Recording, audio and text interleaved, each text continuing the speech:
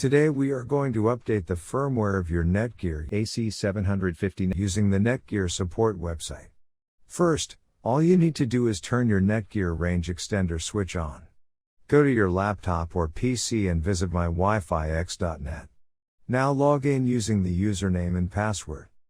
In case if you forget your username or password, then please get in touch with our support team. They will help you out to solve the issue. Once you are logged in successfully, the extender will automatically check for a new firmware update available and then click on the firmware update link. Click Yes to download and install the new firmware. Be patient as the process might take a couple of minutes depending on your network speed. Once finishes, the extender will reboot itself and all your devices will be disconnected. Connect your device and enjoy the extended network. Return to my Wi-Fi EXT website and log in to make sure everything is working fine. In case if you are still facing any issue with your Netgear Range Extender device, get in touch with our Netgear Range Extender experts for instant solutions.